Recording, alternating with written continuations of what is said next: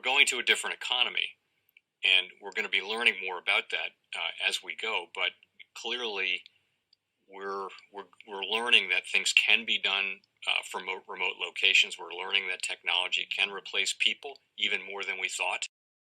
We're not going back to the same economy. We're recovering, but to a different economy, and it'll be one that is more leveraged to technology. And I worry that that is going to make it even more difficult than it was for many workers. In Silicon Valley, and my friends who work in technology know that what we did to the manufacturing workers, we are now going to do to the retail workers, the call center workers, the fast food workers, the truck drivers, and then even bookkeepers, accountants, insurance agents, lawyers, and on through the economy. So what happened to the manufacturing workers is a very clear sign. This effort. And China has big plans for this. They intend to seed their digital yuan into the global environment by giving it away to visitors at next winter's Olympics. When they arrive at the airport, they're going to get yuan digital wallets. They're going to receive digital yuan. They're going to use it throughout their visits to Beijing, and then they're going to take it back to their home countries. They see this as a huge advantage. Why? Because who controls the underlying protocols, who controls the underlying standards of the future of money will control the future of money. Welcome to the Crypto Teacher. And guys, I come back with that video just to make you think. And as I've said time and time again, China is leading us into the fourth industrial revolution. They're going to put out the blueprint that the world is going to follow. Now, when we look at gaming, we know gaming is going to be humongous because that's how a lot of people are going to be making their money. But as we can see, China has put a ban on minors, limiting the hours that a kid can play. Now, is this a great thing? Yes, but no one should tell you how many hours a kid should be actually on a video game. As a parent, you should know better. We know these games are addictive and they actually change your behavior. Also, these video games are like television. They send a hidden message in just about all the major video games. And you don't think China doesn't know that?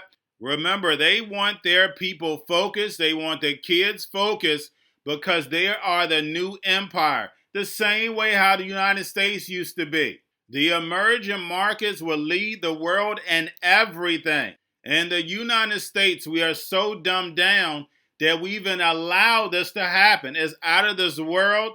Don't ask me how we have so many educated people inside the United States and we fall for just the littlest thing. I have no idea. Maybe it's part of the idol worship, but in the United States, indoctrination is heavy. Everybody is programmed. There's only a few that understand what's happening. And even though China is a dictatorship, as he stated, our corporations actually look at them as the model. Guys, this is all by design. Just like I stated, when it comes to China, everything's going to look good for a little while. And if you go back even through biblical days, guys, if you go back and you understand every time there's a change in empires, there's what? Persecution. And we see it all the way around the board. And in my book, the New World Order book, remember, the New World Order takes over based off duality. Black versus white, gay versus straight, Democrat versus Republican, this country versus this country. Where everybody's tugging and so selfish, the New World Order is in the back moving the money. It always works, guys. The Hegelian dialectic is 100% effective. And also problem, reaction, solution, and conflict management. And we know in the United States we're going to have a housing crisis. We know the Fed didn't buy mortgage-backed securities on single families for no reason. Because we know. When it comes to the New World Order, it is all planned out. Y'all have a wonderful day. We spent on the show attacking the Communist Party of China a lot. It's a totalitarian government. Our leaders admire it, and that ought to make you very nervous. That's been our position. It still is our position, probably always will be. On the other hand, we want to be as honest as possible about things we see. So when the Chinese government does something virtuous, doesn't happen much, but we're willing to say so. Here's what they've done. China's announced it will limit private equity firms from raising money to buy residential properties in China. Why is that? Because Chinese citizens, turns out, need somewhere to live. Real estate bubbles are bad for everybody except, of course, for a small number of real estate speculators. As the Chinese government put it, houses are for living in, not for speculation. And that's a very good point. They may have learned it from watching, say, the state of California. In California, the average home is now over $800,000, in part thanks to speculation, and homelessness is totally out of control. Chinese don't want to copy that model. Nor do they want a California-style popular culture, one that worships celebrity over achievement. Obsessing over sleazy famous people on social media, Chinese officials announced that is, quote, poisoning the minds of the country's youth. Can they stop the youth from worshiping celebrities? Probably not, but at least they're worried about it, and that's a start. They're also, by the way, worried about video games in China. Online gaming for children in China will now be limited to 3 hours a week on the weekends. This is being done, the government says, quote, to prevent the addiction to online games. Is that a crazy idea?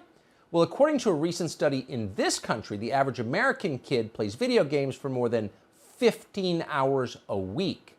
A poll from the University of Michigan found that 86% of parents believe their children spent too much time playing video games. Apparently, the other 14% weren't paying attention. So it's a legitimate problem. What's interesting is, when was the last time you heard one of our political leaders even mention video games or housing market speculation or celebrity worship as a problem? Now, before you respond by saying that politicians shouldn't be involved in our personal lives, remember that the CDC already very much is involved in our personal lives. So maybe our government could take just a moment from bossing us around to improve our actual lives once in a while. Just go ahead and try. Even if you fail, it will be an improvement. The most powerful person in the world is the storyteller. The storyteller sets the vision, values, and agenda of an entire generation to come. Steve Jobs. And guys, you know I truly believe in this. When you look at the New World Order, they're the storytellers. And that's the reason why I wrote my New World Order book. But guys, now it's time to change the current generation. And I wrote 3 kids' books. You know, I love the Trinity because I understand the power that's in it. So I have 3 books. We have an opportunity to change the generation, to educate, not just me, but I want to show you that I take action on a daily basis. And I want you to take action on a daily basis.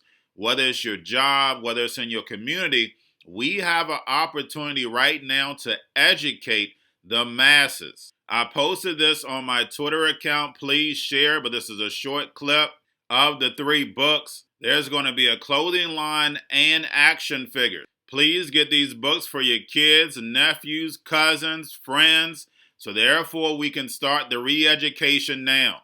Because as we see, the 4th Industrial Revolution foundation is definitely here. Robots, algorithms, drones, taking humanity out the picture. We have to re-educate. But let's get into the video. Part 1.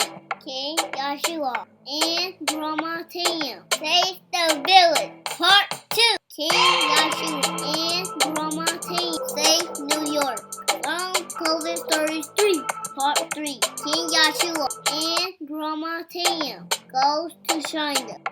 It's mandatory to get part 1, part 2, and part 3 of this series. It's time to re-educate Generation Z.